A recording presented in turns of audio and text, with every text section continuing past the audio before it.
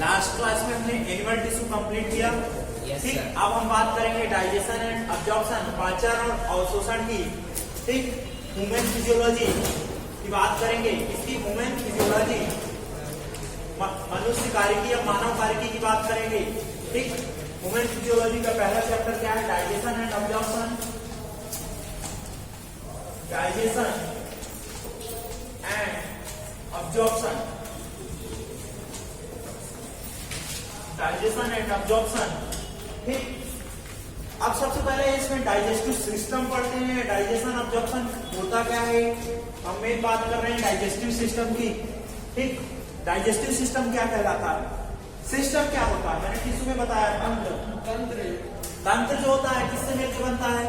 Cell. Cell मिलकर क्या बनाते हैं? टिश्यू। टिश्यू मिलकर क्या बनाते हैं? ऑर्गन। ऑर्गन मिलकर ऑर्गन सिस्टम। मीन्स हम यहाँ पास किसकी बात करने वाले हैं? Digestive system. मीन्स इसमें बहुत सारे क्या होंगे? डाइजेस्टिव ऑर्गन्स होंगे जो किसमें हेल्प करेंगे? डाइजेशन में, पाचन में हेल्प करेंगे। पाचन तंत्र की बात करते हैं तो पाचन तंत्र में बहुत सारे ऑर्गन होंगे जो किसमें हेल्प करेंगे? पाचन में हेल्प करेंगे। ठीक, ये मैंने बताया था सेल। सेल मिलकर क्या बनाते हैं? टिश्यू। टिश्यू मिलकर ऑर्गन। ऑर्गन मिलकर ऑर्गन सिस्टम। अंग, कोशिका। कोशिका मिलकर ऊतक। ऊतक मिलकर अंग। अंग मिलकर अंग तक। ठीक, ये हमने टिश्यू में देखा था। अब जो सिस्टम किसमें हेल्प करे? डाइजेशन में हेल्प करे, उस सिस्टम को क्या बोलेंगे हम? Digestive system. ठीक, अब डाइजेशन की या अब्जॉर्प्शन की रिक्वायरमेंट क्यों है सर? क्योंकि फिर फूड लार्जर मॉलिक्यूल जो है वो स्मॉल में कन्वर्ट करने के लिए, जिंदा रहने के लिए क्या होता है? हमारा फूड जो होता है बेसिक रिक्वायरमेंट होता है। फूड जो है बेसिक रिक्वायरमेंट है। किसी भी ऑर्गेनिज्म को, किसी भी जीव को जीवित रहना है तो उसकी बेसिक रिक्वायरमेंट क्या होगी? खाना, भोजन। क्यों? क्योंकि इससे हमें क्या मिलती है? एनर्जी मिलती है। क्या प्रोवाइड कराता? एनर्जी। एनर्जी से हम क्या कर पाते? वर्क कर पाते। ठीक, एटीपी या डिफरेंट फिजियोलॉजिकल एक्टिविटी होती है। ठीक, तो फूड क्या है? बेसिक रिक्वायरमेंट है। एनसीईआरटी ने पहला लाइन दिया, food is the basic requirement of all living organism. ठीक, क्यों? क्योंकि हमें इससे एनर्जी मिलेगी। एनर्जी मिलेगी तो हम क्या रहेंगे? जिंदा रहेंगे। यदि फूड नहीं खाएंगे, खाना नहीं खाएंगे तो मर जाएंगे। ऐसा कोई है कि जो खाना नहीं खाता हो? सभी खाते हैं ना। ठीक, तो फूड में हम फूड के मेजर कंपोनेंट क्या क्या हो सकते हैं? घटक क्या क्या हो सकते हैं? Vitamin, fat, carbohydrate, protein, fat, carbohydrate, protein और वसा। ठीक, फैट। ठीक, ये क्या है? मेजर कंपोनेंट है फूड के, जिससे हमें एनर्जी मिलती है। इसके अलावा ट्रेस अमाउंट में हमें क्या चाहिए होता है? विटामिन एंड मिनरल्स चाहिए होता है। ये माइक्रो न्यूट्रिएंट्स होते हैं और ये मैक्रो में आते हैं। इसमें आते हैं मैक्रो मॉलिक्यूल्स होते हैं। क्या? क्योंकि हमें ज्यादा चाहिए होते हैं जिससे एनर्जी मिलती है। लेकिन ट्रेस अमाउंट में, थोड़े अमाउंट में, ट्रेस अमाउंट में विटामिन एंड मिनरल्स चाहिए। विटामिन एंड मिनरल्स चाहिए। कौन कौन से विटामिन होते हैं? विटामिन 2 टाइप के होते हैं। कौन कौन से? Fat soluble and water soluble. Fat soluble में जो होते हैं वसा विलेय विटामिन और जल विलेय विटामिन। ठीक, विटामिन 2 टाइप के होते हैं। कौन कौन से? Fat soluble and water soluble. Water soluble and fat soluble. यदि वाटर सॉल्युबल विटामिन की बात करते हैं क्या क्या? बी और सी। बी के भी सब टाइप होते हैं। ठीक, विटामिन बी कॉम्प्लेक्स, इसलिए हम क्या बोलते हैं? Vitamin B complex and vitamin C. ठीक, इसके बाद हम बात करें फैट सॉल्युबल विटामिन को। विटामिन क्या है? उल्टा करो तो कीड़ा। याद रखने का तरीका क्या हो जाता है? कीड़ा। ठीक, तो ए डी ई के क्या होते हैं? हमारे फैट सॉल्युबल विटामिन होते हैं। इसके अलावा मिनरल्स में हमें क्या चाहिए होता है? Sodium, calcium, magnesium, fluoride, phosphate, ये सारे मिनरल्स चाहिए होते हैं हमें। इसके अलावा भी बहुत सारे मिनरल्स हैं जो हमें रिक्वायरमेंट होते हैं। लाइक हम एग्जांपल लेते हैं सोडियम का। जैसे सोडियम क्या रोल प्ले करता है? सॉल्ट में होता है। सोडियम जो होता है सॉल्ट में तो होता है, हम सॉल्ट के रूप में इंटेक करते हैं। ठीक, सोडियम जो होता है डिफरेंट फंक्शन में हेल्प करता है। सोडियम जैसे बोन के फॉर्मेशन में हेल्प करता है, इसमें रहता है। इसके अलावा सोडियम सेल मेम्ब्रेन या सेल लेवल पर क्या काम करता है? तो सोडियम सेल लेवल पर हमारे जो सेल है, सेल में क्या करता है, डिहाइड्रेशन से प्रिवेंट करता है। इसके अलावा फिजियोलॉजिकल इलेक्ट्रोलाइटिक बैलेंस को बनाए रखता है। कैसे? हमारे जो होते हैं जनरली सेल मेम्ब्रेन में कौन से पंप होते हैं, सोडियम पोटेशियम पंप होते हैं। ठीक, सोडियम पोटेशियम पंप सबसे ज्यादा कहाँ देखने को मिलते हैं, हमें न्यूरॉन्स में देखने को मिलते हैं। न्यूरॉन्स में क्या करते हैं, एक्शन पोटेंशियल आवेग, क्रिया आवेग के जनरेशन में उत्पन्न करने में हेल्प करते हैं। जिसकी क्रिया आवेग क्या कहलाता है, शुद्ध करंट होता है जो तार में बहता है। उसी तरह हमारे न्यूरॉन में, नर्वस सिस्टम में क्या बहता है, करंट बहता है, तो उसके जनरेशन में कौन हेल्प करता है। इसके अलावा सोडियम कैल्शियम होते हैं। ठीक, कैल्शियम किस में हेल्प करता है, सर मसल के कॉन्ट्रेक्शन में कौन मेनली रोल प्ले करता है, कैल्शियम रोल प्ले करता है। ठीक, में इसके अलावा मिनरल्स क्या करते हैं, बहुत सारे जो एंजाइम्स होते हैं उनको एक्टिवेट करते हैं, उनको एक्टिवेट करने का काम करते हैं। कैसे? कोफैक्टर का काम करते हैं। सेल बायोलॉजी पढ़ा होगा ना, बायोमोलिक्यूल्स पढ़ा होगा, तो वहां पास डिफरेंट टाइप, जैसे कैटेलेज में क्या होता है, कौन से जो रिएक्शन की स्पीड को बढ़ा दे। कैटेलेज को कौन सा एक्टिवेट करता है, कौन सा कोफैक्टर है उसका, सर आयरन। पेरोक्सीडेज का क्या है, यस आयरन। आयरन। ठीक, और बहुत सारे मैग्नीशियम, मैग्नीज ऐसा पढ़ा होगा उसमें, ये पूछे जाते हैं क्वेश्चन बायोमोलिक्यूल में, आप लोगों ने पढ़ लिया, इसलिए हमारा वो पार्ट नहीं है। ठीक, तो फूड जो होता है मेजर कंपोनेंट क्या है, कार्बोहाइड्रेट, प्रोटीन, फैट जो होते हैं ट्रेस अमाउंट में, हमें विटामिन एंड मिनरल्स चाहिए। मिनरल्स क्या करते हैं, कोफैक्टर का काम करते हैं, एंजाइम्स को एक्टिवेट कराते हैं। ठीक, इसके अलावा हमें क्या चाहिए होता है, लार्ज अमाउंट में वाटर चाहिए होता है। क्या चाहिए होता है, वाटर। वाटर का रोल क्या है, वाटर जो होता है इन सब के डाइजेशन के लिए क्या कराता है, मीडियम प्रोवाइड कराता है। इसके अलावा डिहाइड्रेशन से प्रिवेंट करता है। क्या करता है, डिहाइड्रेशन से। क्यों? क्योंकि सारे के सारे कोई भी डाइजेशन की प्रोसेस कोई नहीं, पानी का लॉस होना, डिहाइड्रेशन पानी का लॉस होना। ठीक, डिहाइड्रेशन पानी का लॉस, बॉडी से पानी का लॉस होता है, उसे क्या बोलते हैं, डिहाइड्रेशन। ठीक, हाइड्रेशन और डिहाइड्रेशन। हाइड्रेशन मतलब पानी को जोड़ना, डिहाइड्रेशन मतलब पानी को बाहर निकालना। ठीक, फिजियोलॉजी में फिजियोलॉजी बोल रहा हूँ, केमिस्ट्री में पढ़ते होंगे आप लोग। ठीक है, हाइड्रेशन एंड डिहाइड्रेशन की प्रोसेस या प्रक्रियाएं, निर्जलन की प्रक्रियाएं। ठीक, तो पानी जो होता है हमारे बॉडी में क्या रोल प्ले करता है, पानी जो होता है हमारी बॉडी में डिहाइड्रेशन से बचाता है। इसके अलावा मीडियम प्रोवाइड कराता है। मीडियम किसके लिए प्रोवाइड कराएगा, डिफरेंट सेलुलर एक्टिविटी होती है, सेलुलर रिएक्शंस होती हैं, डाइजेशन के लिए, इन सब के लिए क्या प्रोवाइड कराता है, मीडियम प्रोवाइड कराता है। सोच लो, यदि पानी नहीं होगा तो हमारा फूड कैसा होगा, एकदम हार्ड एंड क्या होगा, ड्राई होगा, सूखा होगा एकदम। तो उस पर एंजाइम क्या इतना ज्यादा इफेक्टिव काम करेंगे क्या, नहीं करेंगे। क्यों? क्योंकि पानी के साथ ही घुलकर एंजाइम क्या करते हैं, डाइजेस्ट करते हैं इसको, भोजन को। समझ में आ रहा है सभी लोगों को? तो हम क्या देख रहे हैं यहाँ पर, डाइजेशन एंड एब्जॉर्प्शन। उसमें हम डाइजेस्टिव सिस्टम की बात करते हैं। सिस्टम क्या कहलाता है, cell, cellular tissue, organ system बनाते हैं। ठीक, फूड जो होता है लिविंग रहने के लिए बेसिक रिक्वायरमेंट होता है। ठीक, ऑल ऑर्गेनिज्म के लिए, कोई भी जिंदा ऑर्गेनिज्म है तो फूड खाएगा ही खाएगा, उसका फूड अलग अलग हो सकता है। मेजर कंपोनेंट यदि ह्यूमन की बात करें तो क्या, कार्बोहाइड्रेट, प्रोटीन एंड फैट है। ट्रेस अमाउंट में हमें क्या चाहिए, विटामिन एंड मिनरल चाहिए। ठीक, इसके अलावा हमें लार्ज अमाउंट में क्या चाहिए होता है, वाटर चाहिए होता है। अब डाइजेशन की रिक्वायरमेंट क्यों पड़ी, जो हमारा फूड है वो किस फॉर्म में है, लार्ज मॉलिक्यूल। फूड हमारा किस फॉर्म में है, लार्ज मॉलिक्यूल। फूड जो होता है हमारा बायोमैक्रोमोलिक्यूल्स, लार्ज मॉलिक्यूल्स हैं। लाइक बनाना खाया तो बनाना डायरेक्ट अब्जॉर्ब तो हो नहीं जाएगा, हो जाएगा क्या, नहीं हो जाएगा ना। तो बनाना में क्या कंपोनेंट है, कार्बोहाइड्रेट है। तो कार्बोहाइड्रेट क्या होता है, पॉलीसेकेराइड्स होते हैं कि नहीं। yes, बहुत सारे सिंगल यूनिट मिलकर बनाते हैं कि मोनोसेकेराइड मिलकर बहुत सारे पॉलीसेकेराइड बनाते हैं। ठीक, बहुत सारे यूनिट मिलकर। तो कार्बोहाइड्रेट का डायरेक्ट अब्जॉर्प्शन, अवशोषण तो हो नहीं जाएगा, नहीं होगा। क्यों? क्योंकि हमारे इंटेस्टाइन में स्मॉल ही होते हैं कि नहीं। सेल मेम्ब्रेन छोटे मॉलिक्यूल्स को ही अलाउ करती है कि नहीं। ठीक, तो अब कार्बोहाइड्रेट का जब अवशोषण नहीं होगा एटीपी मिलेगी क्या, नहीं मिलेगी।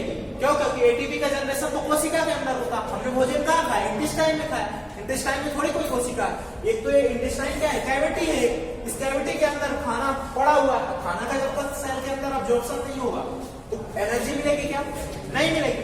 सर ये जो के ब्लड के थ्रू सब तो ट्रांसपोर्ट होता है ना। हाँ, ठीक, तो हम किसकी बात कर रहे थे, कार्बोहाइड्रेट मैक्रोमोलिक्यूल्स। इसको क्या करते हैं, छोटे अणुओं में कन्वर्ट करते हैं, माइक्रोमोलिक्यूल्स। अब माइक्रोमोलिक्यूल्स किन्हें बोलेंगे, जिनका अब्जॉर्प्शन हो सके, Yes. अवशोषण योग्य, एब्जॉर्ब जिनका अब्जॉर्बर मॉलिक्यूल्स में हम क्या करेंगे, उनको कन्वर्ट करेंगे। तो ये जो प्रोसेस होती है लार्ज मॉलिक्यूल से अब्जॉर्बर मॉलिक्यूल में कन्वर्ट करने की, इस प्रोसेस को क्या बोलते हैं हम? डाइजेशन। डाइजेशन। अब डाइजेशन हो गया, इसका मतलब ये नहीं है कि एनर्जी तुम्हारी क्या प्रोड्यूस हो चुकी है, इसका मतलब ये नहीं है कि एनर्जी तुम्हारी प्रोड्यूस हो चुकी है। इसका मतलब क्या है, डाइजेशन होकर के हमने छोटे पार्टिकल में तोड़ दिया, अब उनका क्या होगा? अब्जॉर्प्शन होगा, उनका क्या होगा? अवशोषण होगा। अवशोषण कहाँ होता है? सेल्स लेती है, सेल्स में डायरेक्ट पहुंच जाएगी। क्या Small स्मॉल इंटेस्टाइन से अवशोषण होगा, छोटी हद से लार्ज पॉइंट पे अवशोषण होता है, और वो कहाँ पहुंचती है? ब्लड वेसल्स में। कहाँ पहुंचती है? कैपिलरी और ब्लड वेसल्स में पहुंचती है। इस ब्लड वेसल्स रक्त में पहुंचेंगी। ब्लड वेसल्स में यहाँ पास एक वेन होती है, उस वेन को क्या बोलते हैं? Hepatic portal when. ठीक, ये वेन क्या इसमें सभी तरह के मॉलिक्यूल्स हैं? वेन में क्यों अवशोषण हुआ, आर्टरी में क्यों नहीं हुआ, पहले ये बताओ। सर क्योंकि वेन ले जाती है हार्ट तक ब्लड को। हमें तो डिस्ट्रीब्यूट करना ना, हार्ट बस को थोड़ी देना है, हमें तो सारे आर्टरी मोस्टली डिस्ट्रीब्यूटेड होगी, उसमें प्योर ब्रेन को हम ब्लड। देखो, इसमें जो होता है जरूरी नहीं कि प्योर कंटेंट हो या प्योर हो, इसलिए हम क्या करते हैं, सबसे पहले इम्प्योर कंटेंट भी हो सकता है, तो हम कहाँ इसको ले जाते हैं? लीवर में ले जाते हैं। कहाँ ले जाते हैं? लीवर में। अब लीवर में क्या होता है? उसका कन्वर्जन होता है, जो भी करना होगा करेगा लीवर। लीवर से फिर क्या कहाँ जाएगा? वो हार्ट से फिर उसका क्या होगा? डिफरेंट पार्ट ऑफ बॉडी में डिस्ट्रीब्यूशन होगा। ये क्या होता है? Hepatic portal when. Portal vein क्या कहलाती है, कोई बताएगा हमें? क्या पोर्टल वेन क्या कहलाती है? Portal vein, portal when he बोलते हैं। वो तो सब पोर्टल वेन, वेन भी तो लेके ही जाते हैं। सर जो पोर्ट का एक दूसरे से एक जगह पोर्टल वेन और नॉर्मल वेन में क्या डिफरेंस है, हमें कोई बताएगा? क्यों पोर्टल वेन उनको बोला? क्योंकि लार्ज मॉलिक्यूल को ले जाती है। पोर्टल वेन नाम है, इसका कोई मतलब नहीं है। मतलब ही तो पूछ रहा हूँ, इसको क्यों बोला पोर्टल वेन? नाम ही vein. Hepatic portal vein, liver के लिए टर्म यूज किया जाता है, हिपैटिक पोर्टल वेन। आगे पढ़ेंगे हम ऑब्जर्वेशन में इसके बारे में, बट अभी बताओ पोर्टल वेन क्यों बोलते हैं। देखो हमारी जनरली सारी वेन जो होती हैं किसी भी ऑर्गन से स्टार्ट होती हैं, तो कहाँ खत्म होती है? वो जाकर हार्ट में खत्म होती है कि नहीं? लेकिन ये कहाँ से स्टार्ट हुई है? स्मॉल इंटेस्टाइन से स्टार्ट हुई है, और लीवर और कहाँ खत्म हो गई है? लीवर में। तो जो ऑर्गन से स्टार्ट होता है डिफरेंट ऑर्गन में पहुंच जाए, हार्ट तक न जाए, ठीक, उसे क्या बोलेंगे? पोर्टल वेन बोलेंगे। अब हिपैटिक पोर्टल वेन होती है, और कौन सी होती है हमारी बॉडी में? कौन सी होती, कौन कौन सी होती है? पल्मोनरी में, हिपैटिक और कौन कौन सी पोर्टल वेन होती हैं? पोर्टल वेन नहीं पता। हाइपोथैलेमो hypophyseal portal vein, हाइपोथैलेमो hypophyseal portal vein पढ़ाऊंगा इसके बारे में। एक होती है रीनल पोर्टल वेन, वो मनुष्य में नहीं होती, हमारी बॉडी में नहीं होती, वो फ्रॉग वगैरह में होती, लोअर एनिमल्स में। लेकिन ये दोनों जो होती है हमारी बॉडी में होती। हिपैटिक पोर्टल वेन कहां से कहां कनेक्ट करती? Small intestine to liver. Liver को क्या कहती है? यकृत, पता है ना? ठीक, तो लीवर स्मॉल इंटेस्टाइन छोटी आंत से यकृत को कनेक्ट करती है, जबकि हाइपोफाइजियल, हाइपोफाइसिस किसको बोलते हैं? सर हाइपोथैलेमस तो यहाँ होगा ना ब्रेन में। हाइपोथैलेमस और हाइपोफाइसिस किसको बोलते हैं? हाइपोथैलेमस तो ब्रेन में होता है। ब्रेन का पार्ट है, ग्लैंड है, हम पढ़ेंगे उसके बारे में। हाइपोफाइसिस किसको बोलते हैं? हाइपोफाइसिस। पिट्यूटरी ग्लैंड को क्या बोलते हैं? हाइपोफाइसिस कहते हैं कि नहीं? तो मास्टर ग्लैंड। ठीक है, तो हाइपोथैलेमस और हाइपोफाइसिस को क्या बोलते हैं? Pituitary gland. तो हाइपोथैलेमस से जो पिट्यूटरी ग्लैंड को कनेक्ट करेगी उसे क्या बोलते हैं आपने? हाइपोथैलेमो हाइपोफाइजियल पोर्टल वेन। क्या नाम में? बेटा आगे सब कुछ पढ़ेंगे मैं। जस्टो पोर्टल वेन हम एंडोक्राइन में पढ़ेंगे। ठीक, जो होते हैं हिपैटिक पोर्टल वेन कहाँ लेके जाएगी? लीवर से। अब लीवर से क्या होगा? ब्लड वेसल्स में जाएंगी, ब्लड वेसल से हार्ट में जाएंगी, और हार्ट से डिफरेंट पार्ट ऑफ बॉडी को डिस्ट्रीब्यूट कर दिया जाएगा। सर ये जो फूड प्योर होता है तो उसमें जो मॉलिक्यूल रहते हैं फूड के एब्जॉर्ब, वो कहीं नहीं जाते ना क्वेश्चन ही समझ में नहीं आया सर।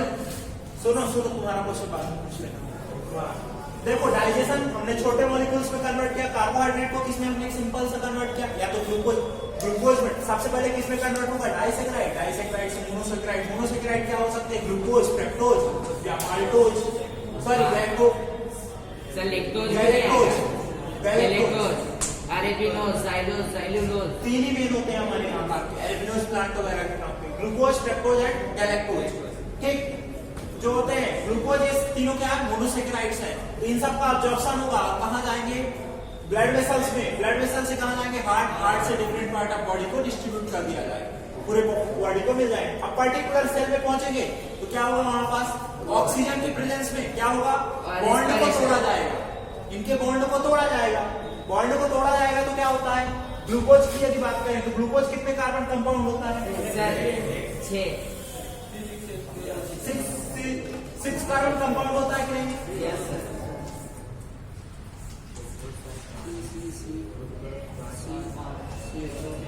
ठीक, तो ये यहाँ क्या है, यहाँ डिफरेंट पार्ट है। सर दूसरे पे एच लगाओ इधर। अरे ठीक है, तो देख लेना। ठीक,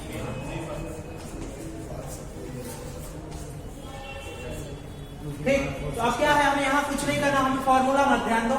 अब यहाँ पास सब क्या पहुंचा, ये ग्लूकोज का मॉलिक्यूल्स है, ये पहुंच गया किसके अंदर, सेल के अंदर।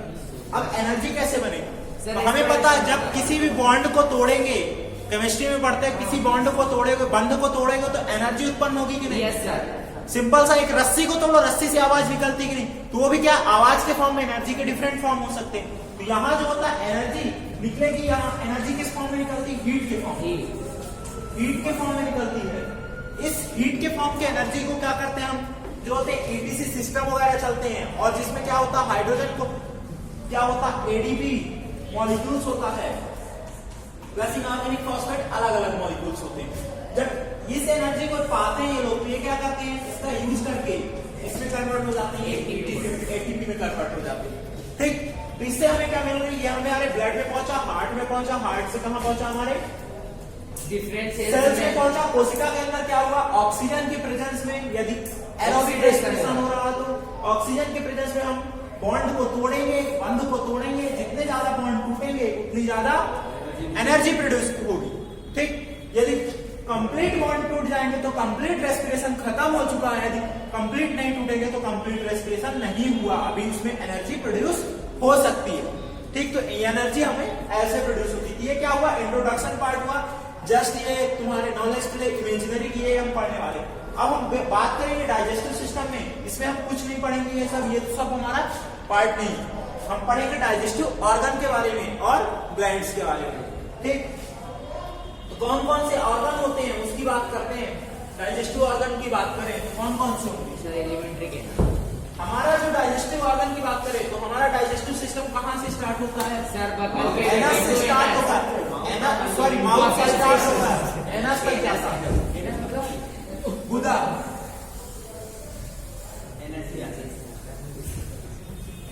माउथ से स्टार्ट होगा, कहां तक जाता है, एनस तक जाता है। तो हमारा डाइजेस्टिव सिस्टम कहां से स्टार्ट होगा, माउथ से स्टार्ट होगा, मुख से स्टार्ट होकर कहां तक जाएगा, एनस तक जाएगा। ठीक, अब जो होता है डाइजेस्टिव सिस्टम के दो पार्ट में हम डिवाइड करेंगे, एक जो होगा एलिमेंट्री के नाल, आहार नाल, और दूसरा क्या होगा डाइजेस्टिव सिस्टम से जो एसेसरी ग्लैंड्स होंगे, सहायक ग्रंथियां, सहायक पाचन ग्रंथियां।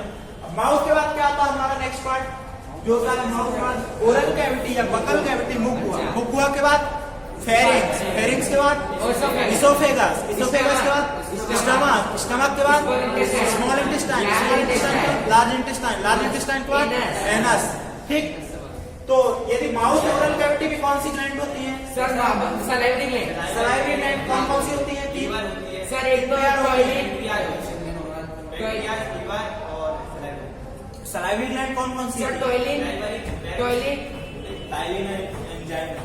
सलाइवरी माइलेज को टाइलिन कहते हैं। इसे बढ़ाने के लिए आगे कौन कौन सी, पैरोटिड ग्लैंड और सब लिंगुअल ग्लैंड एंड सब मैक्सिलरी, ठीक, तो हम किसकी बात कर रहे हैं? डाइजेस्टिव सिस्टम की बात करें तो इसको दो पार्ट में डिवाइड करेंगे। एक क्या होगा हमारा एलिमेंट्री कैनाल, आहार नाल, दूसरा accessory digestive gland, accessory digestive gland, सहायक पाचन ग्रंथियां। आहार नाल की बात करें, हम ऊपर से लिखते हैं इसको, थोड़ा सा स्पेस चाहिए होगा।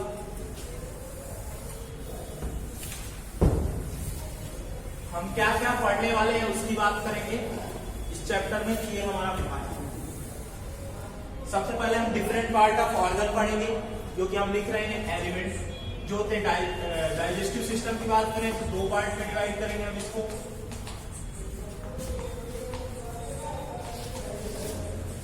एक हमारा क्या होगा एलिमेंट्री कैनाल, और दूसरा क्या होगा हमारा accessory digestive gland, accessory digestive gland. और ये वाले पार्ट में क्या हो जाएगा हमारा एलिमेंट्री कैनाल, आहार नाल। ये क्या है? दोनों डाइजेस्टिव सिस्टम क्या है? मतलब आहार नाल और ये क्या दोनों डाइजेस्टिव सिस्टम की पार्ट पढ़ रहे हैं बेटा, ऑर्गन सिस्टम है तो ऑर्गन से मिलकर बनेगा।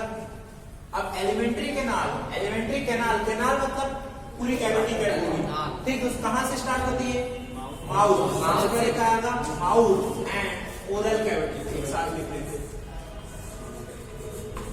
Oral cavity sir, oral cavity और बकल कैविटी में क्या? दोनों एक ही नाम है, ठीक। ओरल कैविटी या बकल कैविटी, मुख हुआ।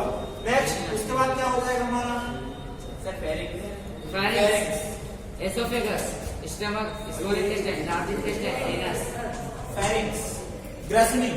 देखो माउथ और ओरल कैविटी की बात करें तो इसमें कौन सी सहायक ग्रंथियां होंगी? ओरल कैविटी ऊपर मिल जाती है, सलाइवरी ग्लैंड, लाल ग्रंथियां, सलाइवरी ग्लैंड, लाल ग्रंथियां कौन कौन सी होती हैं? तीन होती है, तीन पेयर होती है, तीन पेयर होती है, तीन पेयर होती हैं, गलत मत करना। कौन कौन सी है? पेट्रोइड, parotid gland, submaxillary, sublingual gland, तीसरा सबमैक्सिलरी, और तीसरी सबमैक्सिलरी ग्लैंड।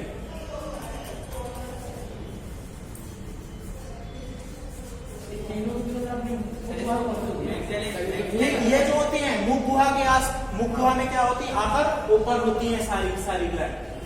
इसके बाद यदि इसके ओरल कैविटी में हम कौन कौन से स्ट्रक्चर के बारे में पढ़ेंगे? टीथ के बारे में पढ़ेंगे। टीथ कितने होते हैं? 32, किसमें? एडल्ट में, एडल्ट। चाइल्ड में कितने होते हैं? 20, कितने साल में? Sir approximate 10 to 12 year, 12 year. एक 16 ईयर का मेल है, उसमें कितने टीथ होंगे? सर 32, 32। हाँ।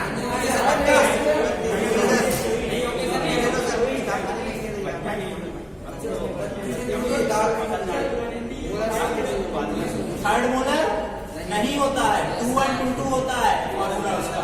कितने होते हैं? 28 के आसपास। और टीथ के बाद क्या हम पढ़ेंगे? टंग, जीभ के बारे में पढ़ेंगे। टंग का काम क्या है? सर टेस्ट वर्ड है, टेस्ट वर्ड, सलाइवा को मिक्सिंग करना, टेस्ट वर्ड, टेस्ट के पता लगाना। इसके अलावा हम पैलेट के बारे में पढ़ेंगे, तालू के बारे में, hard palate and soft palate. ये क्या है पूछोगे? सब जीभ को ऊपर करो, जो लिखेगा जीभ जानने होगी भाई क्या है?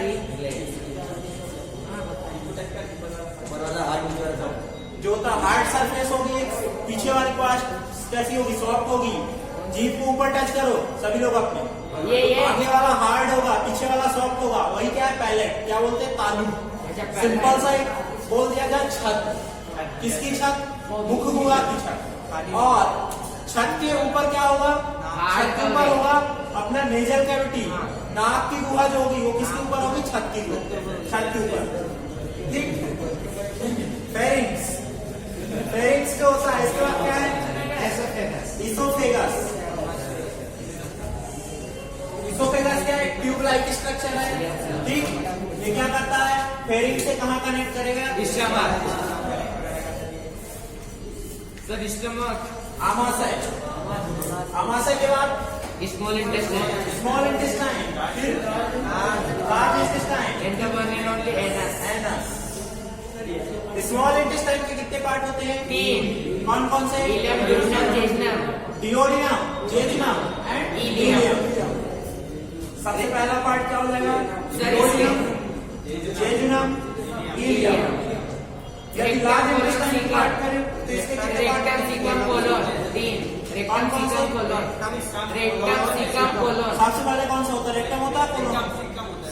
सिकम या कोलन? इलियोसिकल। देखो इलियम कहाँ ओपन होता है जाके? सिकम। तो सिकल, इलियोसिकल। इलियम और सिकम के बीच जो जंक्शन बनता है उसे इलियोसिकल जंक्शन, वहां पास क्या होता है? Ileocaecal wall. Caecum, colon and rectum. Caecum, colon and rectum. Duodenum को डिओडिनम, अग्रांत, छिद्रांत ऐसे बोलते हैं। डिओडिनम, जेजुनम, इलियम की याद रखो। ठीक। Large intestine, caecum, colon and rectum. ठीक। फिर रेक्टम कहाँ ओपन होगा? एनस। अब स्मॉल इंटेस्टाइन में आपका कुछ ग्लैंड ओपन होती है। यस कौन सर, कौन सी हैं? पिट्यूटरी और पिट्यूटरी क्या है? Pancreatic gland. गलती से पिट्यूटरी ग्लैंड इसकी ब्रेन से आता है। Pancreatic gland. पैंक्रियाज, लीवर और लीवर के साथ कौन अटैच है? Gall bladder. ठीक। तो पैंक्रियाज एंड लीवर। सर वो गलती से बोलते हैं पिट्यूटरी। लीवर, गॉल ब्लैडर, पित्ताशय, यकृत और अग्नाशय। ठीक। ये क्या है? इतने पार्ट के बारे में हम पढ़े, तो लिख लो ये। सर इसको और अच्छा समझना। जो पहले क्लास, जो मतलब जिनकी क्लास टिश्यू छूटी थी, अब उनको समझ में आ रहा शुरू से? किसको नहीं आ रहा? हिंदी वालों आ रहा ना सभी को? समझ